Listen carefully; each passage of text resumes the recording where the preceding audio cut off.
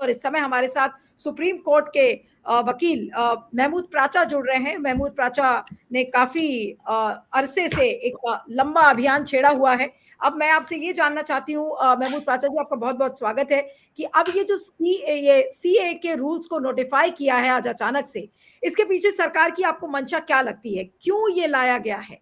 ये बात तो 9 साल से हम सुन रहे हैं कि मुसलमानों की चूड़ी को टाइट करने की कोशिश की जा रही है, लेकिन चुनाव के ठीक पहले इन रूल्स को नोटिफाई करने के पीछे मंशा क्या है? जो चूड़ी टाइट करनी है या नहीं करनी है वो तो मिडिल ईस्ट में जाके हम देख ही रहे हैं मोदी जी क्या कर रहे हैं। ऐसा बोला जाता है कि अमित शाह जी और मोदी जी का और अडानी अंबानी जी का जो 2 नंबर का पैसा है, मुझे नहीं पता, जब अच्छी गवर्नमेंट आएगी तो इन्वेस्टिगेशन कराएगी, ज्यादातर पैसा मुसलमानों के पास ही है। एक मुस्लिम धर्मगुरु के साथ बहुत नजर आते हैं मोदी जी, उनके पास भी है इनका बस, ऐसा कहा जाता है। तो यहां किसी की चूड़ी टाइट नहीं करनी है, इन्होंने देश के हर एक नागरिक की चूड़ी टाइट करके अडानी अंबानी को उसके घर से पैसा छीन के देना है, ये है बुनियादी बात। अब मैं आपको बेसिक बात बताना चाहता हूं कि जैसे कोई कॉनमैन होता है ना, ठग होता है कोई, ठगी करने के लिए जो बेसिक इंग्रेडिएंट होते हैं किसी भी ठग के लिए, मैं मोदी जी का और अमित शाह जी का नाम नहीं ले रहा हूं, क्योंकि राम जेठमलानी जी जो इनके लॉयर रहे हैं उन्होंने इन दोनों को चीटर बोला है।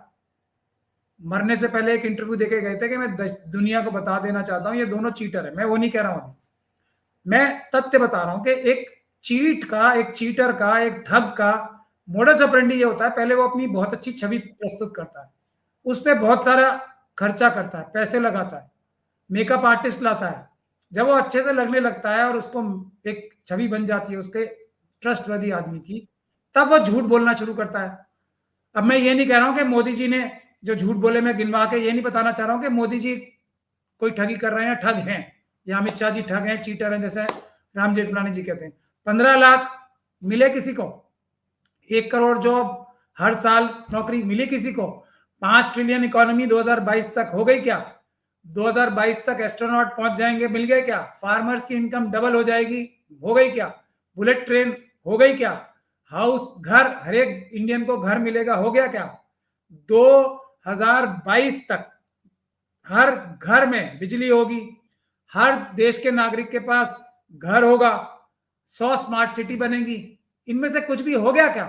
नहीं, तो इसका मतलब ये है प्राचा साहब, आप क्या ये कह रहे हैं कि मोदी आप जी, एक सीए मिनट, को समझते हैं, मैं हाँ, मोदी जी को नहीं कह रहा हूं, मैं एक ठग की बात बता रहा हूं, जो नहीं चीटर ठीक होते है, हैं ना वो ऐसे करते हैं। मैं आप ही के एग्जाम्पल से मैं आपसे सवाल पूछ रही हूँ कि क्या मोदी जी ने ये देख लिया कि उनकी जो छवि है वो बिल्कुल पूरी तरह से ध्वस्त हो गई है, लोगों का भरोसा मोदी जी से उठ चुका है, इस वजह से अब उनके पास और कोई चारा नहीं बचा था और ये ध्रुवीकरण वाला एटम बॉम्ब उनको लाना ही पड़ा। वो तो बहुत सालों से वेट कर रहे थे, ये कानून तो 2019 में ही आ गया था, नोटिफिकेशन लाना होता अगर सीरियसली तो बहुत पहले आ गया होता, लेकिन अब लाने का मतलब ये है कि मोदी जी ने देख लिया कि उनकी छवि पूरी तरह से ध्वस्त हो चुकी है, अब यही एक तुरुप का पत्ता बचा हुआ है उनके पास।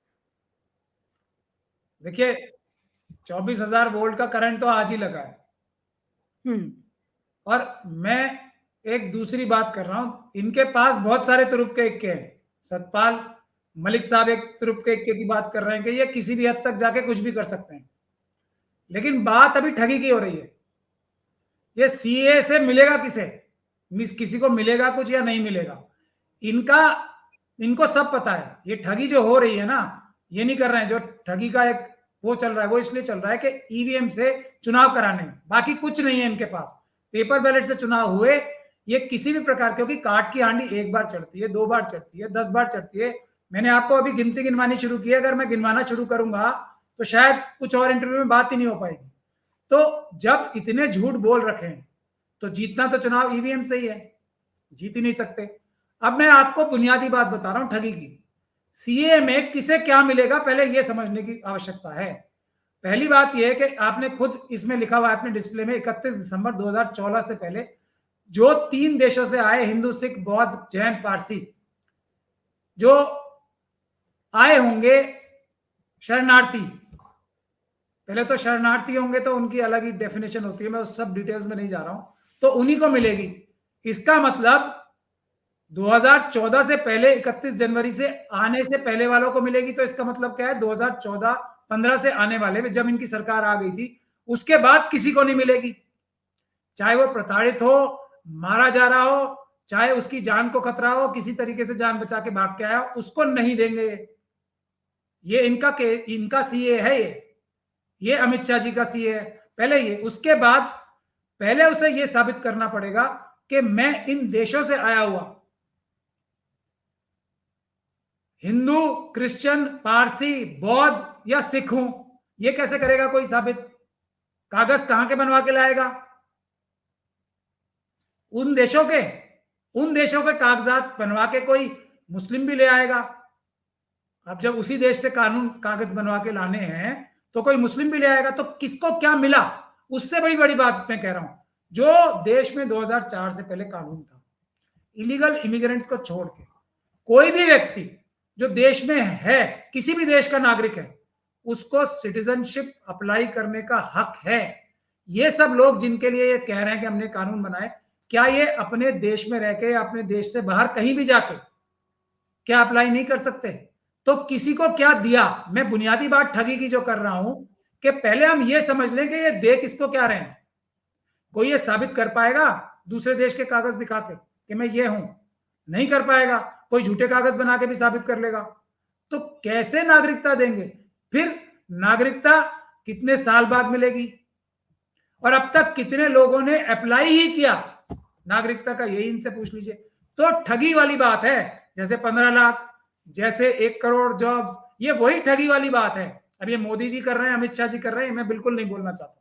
नहीं, लेकिन मुझे कुछ अब नहीं ये मिलेगा बताइए, दो किसी को। चीजें हैं प्राचा साहब, 2 चीजें हैं। एक तो ठगी की बात आप किनारे कर दीजिए, लेकिन आज के दिन, जिस दिन एक इतना बड़ा झटका मोदी सरकार को लगा है, आपको क्या लगता है कि असली मंशा ध्रुवीकरण की है या फिर आज के दिन उन्होंने हेडलाइन को मैनेज किया है? क्योंकि जाहिर सी बात है कि अब गोदी मीडिया आज क्या चलाएगा? गोदी मीडिया तो इलेक्टोरल बॉन्ड्स की स्टोरी नहीं चलाता, तो उसको भी तो एक हेडलाइन देनी थी। तो उसको हेडलाइन देने के लिए सीए के रूल्स को नोटिफाई कर दिया गया। अब आप तमाम टीवी चैनल्स पे देखिए, पश्चिम बंगाल के नॉर्थ 24 परगनाज में सेलिब्रेशन के विजुअल्स आ रहे हैं, लोग मिठाई खा रहे हैं, ढोल बजा रहे हैं, कह रहे भाई मोदी जी ने कितनी बड़ी उपलब्धि कर ली है।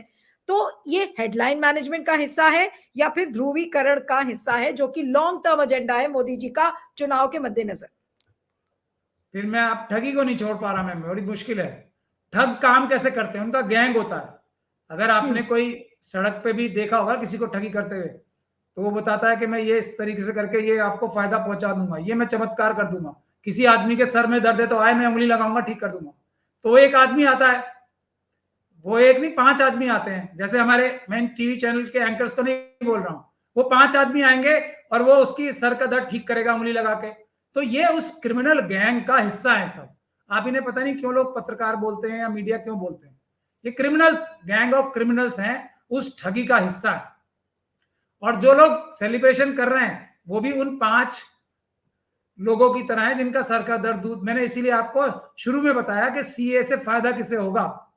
एक आदमी का नाम बता दीजिए मुझे जिसको सीए के कानून से फायदा हो सकता है या हुआ है।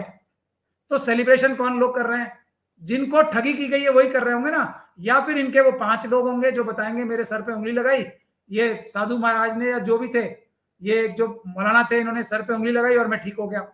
ये ठगी का ही सीन है सर। ठगी से बाहर हम जाएंगे तो मुद्दा समझ नहीं पाएंगे। नहीं, अब लेकिन बात क्या है, बताइए, लोग ठगी में भी नहीं आ रहे हैं। हाँ, नहीं, लेकिन महमूद मुझे आपसे ये जानना है कि देखिए, ये बात तो अक्सर पॉलिटिकल नैरेटिव्स में बात की जाती है और बीजेपी के लैंग्वेज में कि उनको ये जो 20% की आबादी है, बीजेपी को तो चाहिए ही नहीं। ये तो बात बिल्कुल साफ है और कई बार ये जाहिर भी कर चुके हैं। लेकिन जब अगर 20% की आबादी की इनको जब जरूरत नहीं है, तो फिर सीए और सीए के रूल्स को नोटिफाई करने की मंशा क्या है? क्या इसका असर मुसलमानों पर पड़ेगा या फिर जो समाज के बाकी समुदाय हैं, जैसे कि ट्राइबल्स हो गए, एससी हो गए, एसटीज हो गए, उन पर भी एक असर इस पर दिखेगा? इन रूल्स को नोटिफाई करने के बाद समाज का अलग अलग तबका इस चीज को लेकर कैसे रिएक्ट करने वाला है? देखिए, पहले तो मुस्लिम कम्युनिटी की तरफ आप इशारा कर रही हैं, तो 2011 के सेंसस में 15% से कम मुस्लिम्स थे। आज भी कमोबेश वही स्थिति है। हाँ, अगर आप बाकी सारी माइनॉरिटीज को मिला लें तो 20% बनते हैं। लेकिन इनका निशाना जो ये संविधान खत्म करके, अभी संविधान के खिलाफ भी एक इनके बहुत सीनियर लीडर ने बोला है कि संविधान खत्म करने के लिए 400 सीटें चाहिए। और 400 सीटों के लिए ईवीएम चाहिए। मैं उस मुद्दे पे नहीं जा रहा, लेकिन अगर संविधान खत्म करना है तो इनका पेट, अडानी जी का पेट जो है, मोदी जी का पेट सिर्फ 15% मुसलमानों का हक छीन के नहीं वो भर सकता। एक्सप्लॉइटर्स जो है ना, उनका पेट कभी भी इतनी छोटी पॉपुलेशन से भर ही नहीं सकता। इनको हक छीनना है शेड्यूल कास्ट कम्युनिटी का, इनको हक छीनना है शेड्यूल ट्राइब कम्युनिटी का, इनको हक छीनना है ओबीसी का, इनको हक छीनना है महिलाओं का, इनको हक छीनना है सभी माइनॉरिटीज का। मतलब 95% लोगों का हक इन्होंने 95 से 97% लोगों का हक छीन के ही इनका पेट भरेगा। तो दिखाने के लिए ये मुस्लिम मुस्लिम जरूर कह सकते हैं ताकि इनका नैरेटिव जो है, जो इनकी क्रिमिनल मीडिया है वो दिखा सके, मगर असली टारगेट जो है इनका मुसलमानों से ज्यादा एससी एसटी ओबीसी और माइनॉरिटीज, दूसरी माइनॉरिटीज के लोग हैं, महिलाएं हैं। असली चीज इनकी एनआरसी है जो बाद में आने वाली है। इसीलिए मैं आपको बताना चाहता हूं कि लेकिन सीए का हमें ये सबसे भी तो पहला आज विरोध, बताना चाहिए महमूद, आज हमें ये भी तो बताना चाहिए कि आखिर अब किस तरीके की सुविधा या असुविधा लोगों को होने वाली है। मैं असुविधा की बात पहले कर रही हूँ, क्योंकि क्या असमंजस की स्थिति आएगी, लोगों से कागज मांगे जाएंगे, क्या हम फिर से देखेंगे कि फिर से एक बार लोग लाइन लगाकर बेचारे खड़े हुए हैं कि भाई हमारा कागज में कहीं नाम है नहीं है। डिटेंशन सेंटर्स के बीच में बातें की गई थी कि देखिए हमने डिटेंशन सेंटर्स बना दिए। How is it really going to manifest in states like Assam, West Bengal और बाकी सब राज्यों में? क्या असुविधा तुरंत होने वाली है, ये भी तो लोगों को बताया जाए। 2019 में जब ये पहली बार सीए बिल आया था और सीए का कानून बना था, सबसे पहला प्रोटेस्ट कहां हुआ था? असम के जो अहोम कम्युनिटी के लोग हैं, उन लोगों ने प्रोटेस्ट किया था सबसे ज्यादा, जो अपने आप को ओरिजिनल असम का बताते हैं। मैं तथ्य में नहीं जा रहा कि वो सच है या गलत है। किस लिए किया था? कि ये इलीगल सीए को लागू नहीं करने दिया जाए। उसके बाद मुस्लिम कम्युनिटी ने किया। तो ये बुनियादी बात किसने किया? जो एक तरीके से ट्राइबल कम्युनिटी के लोग हैं, जो अपने आप को एबोरिजिनल्स बताते हैं कहीं। तो सीए से परेशानी उनको सबसे ज्यादा है। अब सीए से जो परेशानी मैंने आपको बताया ना, किसी को कुछ मिलना ही नहीं और ऑलरेडी कानून है। किसी को अगर नागरिकता देनी है तो ऑलरेडी कानून है, सीए की जरूरत ही नहीं है अगर देने की मंशा है। लेकिन मंशा देने की नहीं है, मंशा है एनआरसी के माध्यम से ये 95% लोगों का, महिलाओं समेत, किसी ना किसी रूप में वोट लेने का अधिकार छीन लेना। जो भी अब ये असम का मॉडल हमने देखा है, मुसलमान मुसलमान मुसलमान करके पूरी इन्होंने एक कहानी गढ़ी। सुप्रीम कोर्ट की निगरानी में सारा वहां पे एनआरसी बना। अब एनआरसी जब बन गया तो उसमें क्या पता लगा कि 70 से 75% लोग मुस्लिम नहीं है जिनका नाम एनआरसी में नहीं आया, वो नॉन मुस्लिम्स हैं और वो बेचारे वो ट्राइबल्स। हाँ, लेकिन महमूद ये भी कहा जा रहा है कि भाई आप समझ लीजिए, तो महिलाओं का खतरा सबसे ज्यादा। जब इस तरीके की बातें आती तो ये कहा जाता है कि भाई आप लोगों ने अफवाह फैलाई कि नागरिकता जाएगी इससे मुसलमानों की, जबकि ये नागरिकता देने का कानून है जो 3 देशों के अल्पसंख्यकों के लिए है। और इस बात को लेकर क्लैरिफिकेशन अमित शाह ने भी दिया है, मोदी जी ने भी दिया है। तो ये कहा जा रहा है कि भाई इसको लेकर तो अफवाहें फैलाई जा रही है। तो असलियत मैं जो सीएनआरसी के प्रोटेस्ट हुए थे, ऑलमोस्ट सब में सबका लीगल एडवाइजर मैं था, ऑलमोस्ट सबका, और जगह जगह जाके मैंने एड्रेस भी की। मैंने कब ये बोला है कि इससे मैं इस विषय में एक बहुत ही ज्यादा रिस्पेक्टेड व्यक्ति हूं और मेरे रिस्पेक्ट की सबसे बड़ी गारंटी ये है कि अमित शाह जी ने मेरे ऑफिस पे 15 घंटे की रेड कराई थी। 200 कमांडोज स्पेशल सेल के दिल्ली पुलिस के भेजे थे। सबसे बड़ी रेड देश की मेरे साथ हुई है। ये एक अलग बात है कि वो भारत के संविधान और कानून के सामने हाथ जोड़ के माफी मांग के गए, वो एक अलग बात है। मगर मैं ये बता रहा हूं कि मैं इस विषय का जानकार हूं और मैंने कब बोला है, आपके लिए मैं आपको कैटेगोरिकली बता रहा हूं। नहीं, मेरा मतलब आपके लिए नहीं था, लेकिन ये कहा जाता है सरकार की तरफ से क्लैरिफिकेशन आता है कि ये देखिए अफवाह फैलाई जा रही है। जो इस विषय को नहीं समझते या जो सरकार के एजेंट हैं, वो इस बात को कहते हैं कि मुसलमानों की नागरिकता जा रही है।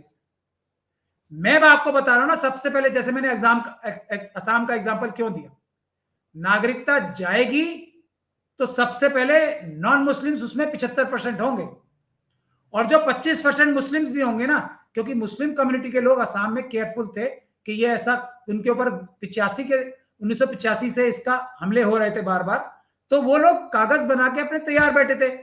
मतलब कागज आपके पास भी होंगे, कागज ट्राइबल्स के पास कुछ ना कुछ सबूत होंगे, लेकिन कोई सबूत इकट्ठे करके नहीं चलता है, क्योंकि मुस्लिम कम्युनिटी को प्रताड़ित किया जा रहा था। तो ये जो जो बचे हुए 20-25% लोग हैं ना, वो भी सारे मुस्लिम कम्युनिटी के बच जाएंगे। बचेगा कौन नहीं, जो तैयार नहीं है, वो है SC ST OBC माइनॉरिटीज और महिलाएं। यानी कि आप ये कह रहे हैं कि इसका सबसे ज्यादा खामियाजा SC ST और OBC और महिलाओं को भुगतना पड़ेगा।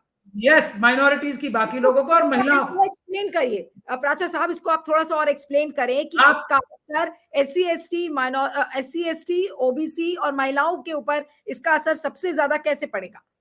प्रत्यक्ष किम प्रमाणम, इसीलिए असम का मैं एग्जांपल दे रहा हूं आपको, ठीक है। अब मैं आगे चलता हूं। एक मुस्लिम कम्युनिटी का व्यक्ति, क्योंकि उसको ये डर, ये जो RSS प्रपोजेस है ना, man proposes and God disposes, तो मुस्लिम कम्युनिटी के लोग, उनके जो कागजात हैं वो इस भय के मारे कि कुछ हो जाएगा, वो तैयार करके रख रहे हैं तैयारी।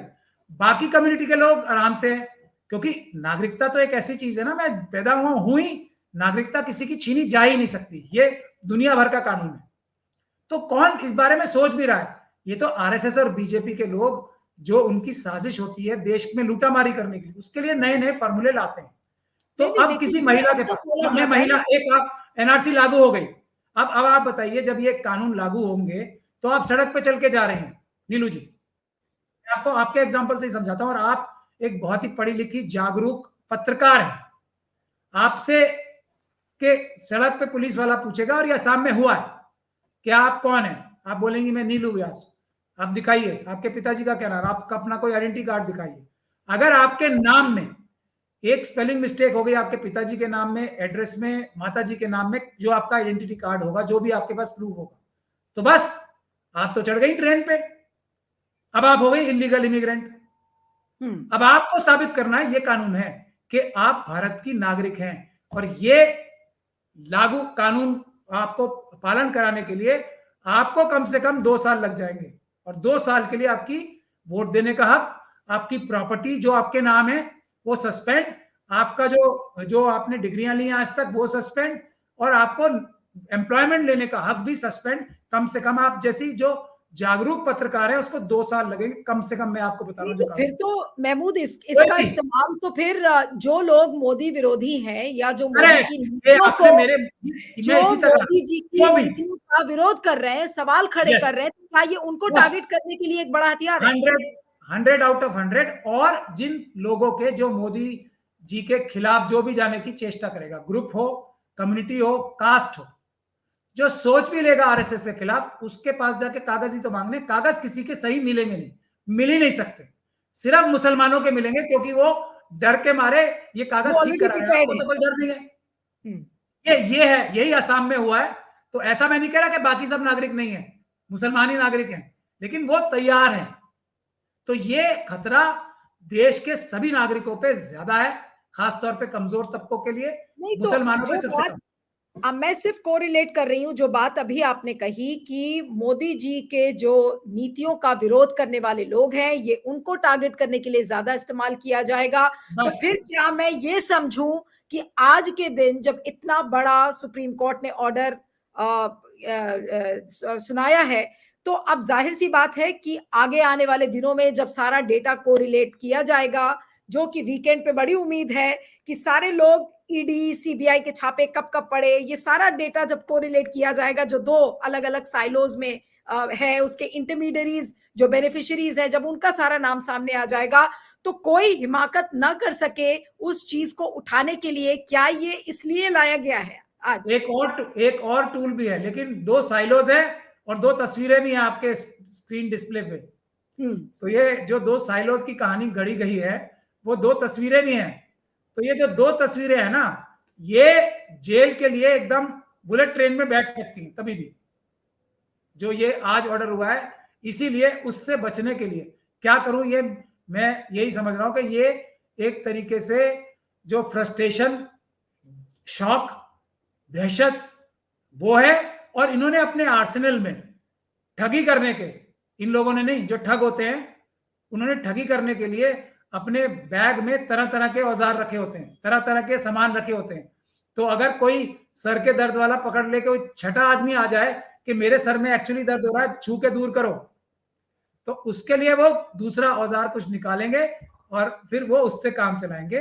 तो जो जेठमलानी साहब थे वो बहुत ही रिस्पेक्टेड लॉयर थे, वो अगर ये बात बोल रहे हैं चीटर दो लोगों के बारे में, पता नहीं आपने इन दोनों की फोटोएं क्या राम जेठमलानी जी से इक्के लगाई हैं। मैं तो ठगों की बात कर रहा था, लेकिन शक्ल इनकी नजर आ रही है दोनों की, हालांकि मैं इनको ठग नहीं बोल रहा हूँ, लेकिन राम जेठमलानी जी बोलते थे ना। अब लेकिन मुझे इसका पॉलिटिकल फॉल आउट अब मुझे बताइए कि चुनाव की जब घोषणा हो जाएगी उसके बाद इसका पॉलिटिकल फॉल आउट क्या नजर आएगा? आपके हिसाब से इसका पॉलिटिकल फॉल आउट क्या होने वाला है? पश्चिम बंगाल में जहां पे तो ममता बनर्जी ने कह दिया कि मैं इसका पुरजोर विरोध करूंगी, असम में इसका एक फॉल आउट होगा, लेकिन उसी तरह से नॉर्थ में भी, उत्तर के राज्यों में आप इसका क्या असर देखेंगे? इमीडिएटली क्या चीज हमें देखने को मिलेगी इन रूल्स के नोटिफिकेशन? मेरी सलाह यही रहेगी सभी नेताओं को, जो मैं अभी आपके चैनल से भी बोल रहा हूँ, प्लीज ये पूछ लीजिए जो भी लोग खुशियां मना रहे हैं ठगी में आके, या इनके स्पॉन्सर्ड लोग हैं, वो 5 लोग हैं जो कि इनकी साजिश में शामिल हैं, उनसे ये पूछ लीजिए कि किसे फायदा मिलेगा। एक आदमी तो ला दें, मोदी जी ढूंढ के ला दें।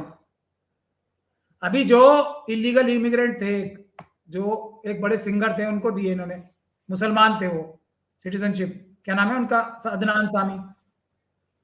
और अभी एक और मुस्लिम इलीगल इमिग्रेंट आई हैं, वो जो अपने 4 बच्चे लेके आई थी, उनका क्या, उनको क्या नागरिकता नहीं मिल रही? उनको निकाला जा रहा है क्या? तो इसीलिए बेनिफिशियरीज एक भी लाके दिखा देंगे, और बेनिफिशियरीज ऐसे जो सिर्फ सीए की वजह से फायदा उठा सकते हैं। तो ये फ्रॉड है, बहुत बड़ा धोखा है, इसमें नहीं जाना है। खासतौर पे सीनियर लीडर्स को इसको बचना चाहिए और ईवीएम पे ध्यान लगाना चाहिए। ये ईवीएम से बचने के लिए तरह तरह के खरगोश निकाल के लाए जाएंगे, और आज तो बहुत बड़ा झटका लगा इन्हें, तो ये अभी तो अपने सेंसेस में भी ठीक से मेरे ख्याल से नहीं होंगे, इसीलिए जो उन्होंने अपने थैले में से खरगोश हैं बहुत सारे, उसमें एक खरगोश निकाल के पेश किया है। इसको इससे ज्यादा सीरियसली नहीं लेना चाहिए। ईवीएम हट जाएगा, पेपर बैलेट आ जाएगा, जो अगली सरकार आएगी वो कानूनी पोजीशन जो है वो सीधे सीधे बता देगी कि भैया ये फ्रॉड है, सीए एनआरसी कुछ नहीं। लेकिन महमूद, ये तो तब होगा ना जब सरकार BJP हारेगी, Modi ji prime minister नहीं बनेंगे, ये सब तो तब की बात है। लेकिन मैं ये पूछ रही हूँ आपसे कि अब क्योंकि ये रूल्स नोटिफाई हो गए हैं, तो नोटिफाई होने के बाद विपक्षी दलों को, जनता को किस तरीके के सवाल करने चाहिए, किस तरीके से रेडी होना चाहिए? कम से कम हम जनता को ये तो बता सकते हैं, और आपके माध्यम से तो जरूर बता सकते हैं कि एक जनता को अब किस तरीके से तैयार रहना चाहिए ताकि कोई ऑफ गार्ड ना पकड़ा जाए। सीएए देखिए, जिनके लिए कर रहे हैं सारी जनता ऑफ गार्ड ही पकड़ी जाएगी, मुसलमानों को छोड़ के। Okay, so you are saying Muslim सबसे सेफ है? सेफेस्ट है। जब एनआरसी आएगी उससे, सीए से तो कुछ होना ही नहीं, मैंने आपको बता दिया ना अभी। जब एनआरसी आएगी तो मुस्लिम सबसे ज्यादा सेफ होंगे, लेकिन कोहराम इतना मच जाएगा कि एससी एसटी ओबीसी माइनॉरिटीज और महिलाओं के ऊपर इतना बड़ा अत्याचार होने वाला है कि वो लोग सब, अगर ये ईवीएम के माध्यम से चुनाव करा के जीत भी गए, तो ये इनका जो कहते हैं ना वाटरलू साबित होगा। ये एनआरसी शुरू करना है, ये मैं आपको बता रहा हूं, लेकिन ऐसा होने नहीं जा रहा है। We should think positively, EVM से चुनाव नहीं होगा, और उसके बाद जो भी सरकार आएगी ये फ्रॉडगिरी बंद करेगी। जेन्युइनली 15 लाख जो मिल सकते हैं लोगों को, वो अडानी अंबानी से लेके 15 लाख भी दिलवाएगी। 1 करोड़ जॉब पर साल में हर साल मिल सकते हैं। 5 ट्रिलियन इकोनॉमी भी हो सकती है 1-2 साल में, ये सब काम, और बुलेट ट्रेन भी बन सकती है, सब हो सकता है। लेकिन कोई ईमानदार सरकार आएगी ईवीएम हटते ही, वो अब डरेगी कि इतना बड़ा फ्रॉड नहीं करे, क्योंकि जनता भी जाग चुकी है। जनता जो इन लोगों का हशर करने वाली है ना, जो मैं देख पा रहा हूं, आरएसएस और बीजेपी के सभी लोगों का, जो हम लोग गांव गांव गली गली घूम के देख रहे हैं, लोग नफरत करते हैं आरएसएस वालों की, शक्लों से नफरत करने लगे। अब उनमें बेचारे कुछ लोग अच्छे भी होंगे, और वो हमें फोन कर करके और सड़कों पे मिलके बोलते हैं कि ये दोनों लोग जो गुजरात से आए हैं, हम उतने बुरे नहीं हैं, हमारी आइडियोलॉजी में खराबियां हैं या डिफरेंट है, मगर हम इतने बड़े लुटेरे चोर मक्कार नहीं है, ऐसा आरएसएस वाले मुझे बोलते हैं। नहीं, लेकिन अगर आप इसे फ्रॉड कह रहे हैं कि भाई ये सीए को, अगर इसके सीए के कानून को अब नोटिफाई किया गया है, ये एक और फ्रॉड का हिस्सा है जो मोदी सरकार कर रही है, तो फिर लोगों को इस फ्रॉड से आगाह करना भी तो जरूरी है। अब विपक्षी दल क्या करेंगे, किस तरीके का नैरेटिव गढ़ेंगे ताकि कि मोदी सरकार ये एक्सपोज हो जाए इसमें? जो आपने बात कही कि आज किस व्यक्ति से इस रूल से किस व्यक्ति को इस रूल से फायदा होगा, क्या विपक्ष इसको साबित कर मैंने पाएगा? आपको 2 एग्जांपल दिए, अदनान सामी और वो मैं लेडी का नाम भूल रहा हूँ जो 4 बच्चों के साथ नेपाल के रास्ते इंडिया आई थी। अगर ऐसा है जिसको ये मना कर रहे हैं कि सीए में उनको कुछ फायदा नहीं होगा, वो दोनों तो हमारे देश में रह रहे हैं आराम से। सीए से कोई नुकसान नहीं होगा किसी का भी, ना किसी भी एक व्यक्ति को फायदा होने जा रहा है। हाँ, सीए के माध्यम से जो लोग सिख, क्रिश्चियन, बौद्ध, हिंदू हैं भी, जो बाहर से आए हुए हैं, यहाँ पे इलीगल इमिग्रेंट्स भी हैं, उनको नुकसान जरूर होगा, उनको भी। नहीं, लेकिन आपको याद होगा कि अमित शाह ने कहा था, एक बार अमित शाह ने ये भी कहा था कि सीएए अमित शाह जी ने, है। हाँ, अमित शाह ने ये कहा था कि अमित शाह सीएए, जी ने, मैं तो जी बोलता हूँ, मुझे चलिए अच्छा नहीं ठीक लगता है, अगर उनको जी ना बोला जाए। हाँ, तो गृह मंत्री जी ने ये कहा था कि सीएए पहली सीढ़ी है एनआरसी की। तो क्या अब हम ये समझ जाएं कि एनआरसी आएगा, देश में और अस्तव्यस्ता होगी, कोहराम और मचेगा, फिर उसका दरवाजा खोल दिया है मोदी सरकार ने। एनआरसी ही असली प्रॉब्लम है जो मैं बता रहा हूं, उसके लिए मुस्लिम कम्युनिटी सबसे ज्यादा तैयार है। जो असम का एग्जांपल मैं आपको बार बार क्यों दे रहा हूं, 75% लोग जो शिकार हुए एनआरसी का, और वो लोग सब भारतीय नागरिक हैं। 1 लाख को छोड़ के जो 71 वॉर में जो शरणार्थी सर्टिफिकेट लेके जो लोग आए, उनके अलावा जो नॉन मुस्लिम्स 75% से ज्यादा एनआरसी की लिस्ट से बाहर हुए हैं सामने, वो सब देश के नागरिक हैं। लेकिन उन्हीं के सर पे तलवार आ गई ना, क्योंकि वो बेचारे तैयार नहीं थे, उनके ऊपर कोई इस तरीके का लांछन या इल्जाम नहीं लग रहा था, तो वो तैयार नहीं थे। ये है, तो वही होगा पूरे देश में। और जो 25% मुस्लिम कम्युनिटी के लोग हैं ना, वो बड़े आराम से, क्योंकि उनके डॉक्यूमेंट्स उन्होंने इकट्ठे करके रखे हुए हैं, बड़े आराम से सब अपनी नागरिकता हासिल कर लेंगे।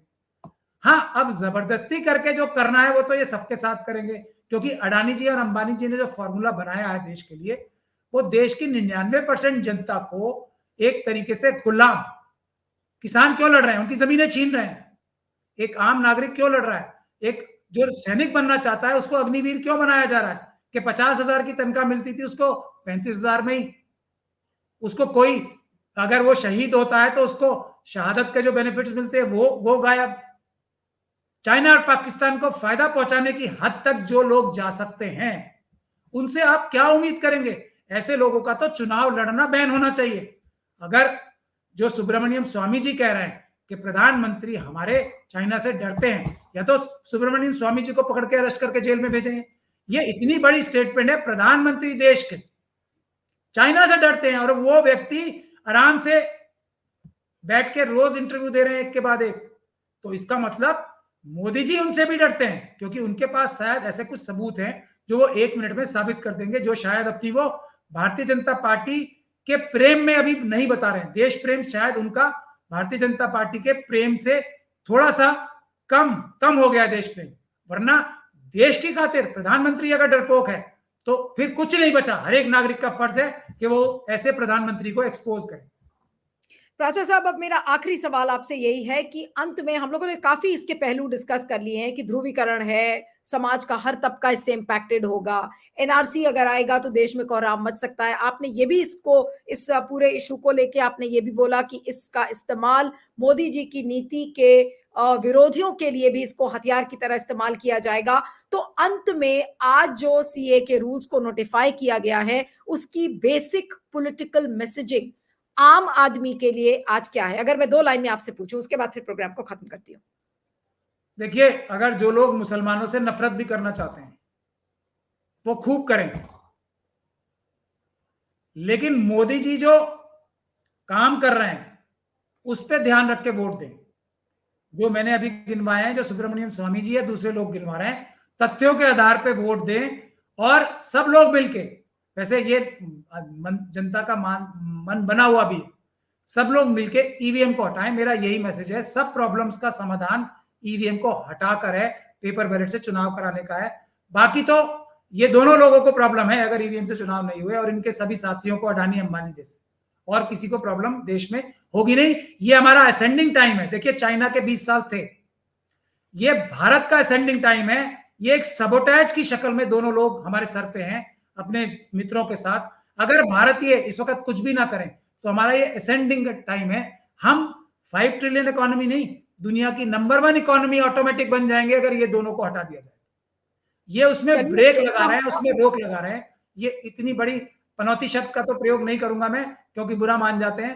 पनौती की बात नहीं है, पनौती तो एक आम आदमी की भाषा में समझाने की बात होती है। ये पनौती नहीं है, पनौती तो सिंबॉलिक होती है। ये लोग तो जानबूझ के प्लान बना के खराब कर रहे हैं। पनौती तो इंसिडेंटल होती है। चलिए अब देखना होगा कि ये प्लान बनाने के काम कर रहे हैं।